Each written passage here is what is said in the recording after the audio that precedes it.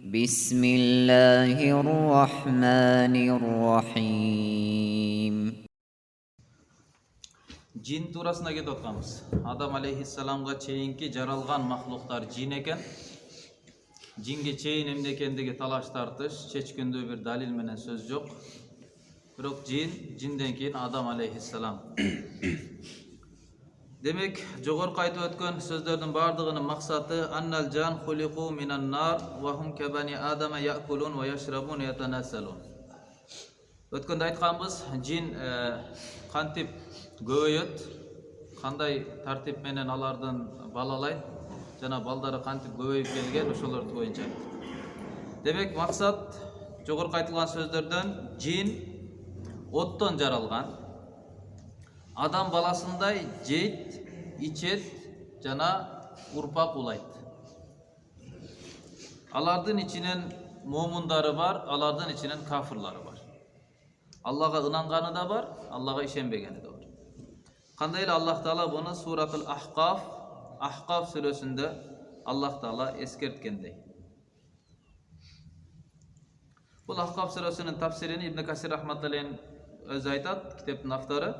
Мен bunun бардыгын ошо Ахкаф сүрөсүнүн тафсиринде, тафсир Ибн Касирде, ошордо кенен жазганмын дейт, тафсир азимде. Анын натыйжасы мындайча. Жиндерден болгон бир топ бар эле. Басранын жиндери. Басра деген шаарда чоңойгон жиндер бар эле. Жана алар пайгамбарыбыз саллаллаху алейхи ва салламдын алдынан өтүп калды. Пайгамбарыбыз Маккадагы Батну Нахла деген жерде туруп намаз окуп аттылар. Умрага, ажыга, Меккеге баргандар болсо билет, Масжиди Жин деп, ошол жерде Масжиди Шажара бар. Бул бетинде эле баягы пайгамбар алейхиссаламдын жалгыздыгына күбө берген дарактын орду. Ошол жерге да мечит түшүп калган.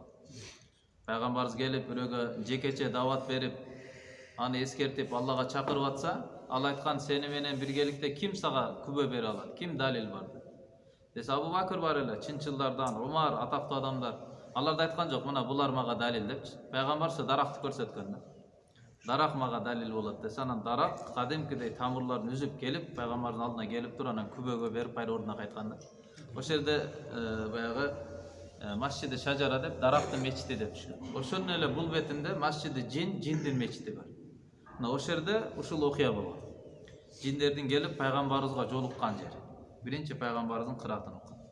Жиндердин бир тобу пайгамбарыбыз саллаллаху алейхи салам намаз окуп жаткан учурда алдынан өтүп калды. Анан алар токтоп калышып, пайгамбарыбыздын Куран окуусуну кунт коюп угушту.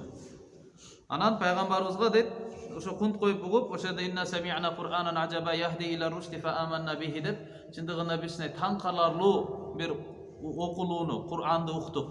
Ал адамдарды туура жолго багыттайт экен. Андыктан биз буну тастыктап, чындык деп иман келтирдик, ынандык дешип, иман келтирип анан кайтышкан да. Анан кийин пайгамбарыбыз саллаллаху алейхи ва саллам аларды өзүнчө бир толук түнгө чакырган. Бир түнү аларды чогултуп, толук пайгамбарыбыз аларга бир түндө дават кылган. Алар көп нерселерди сурады. Пайгамбарыбыз аларга бирдекелерди буйруду, кээ бир нерселерден тыйды.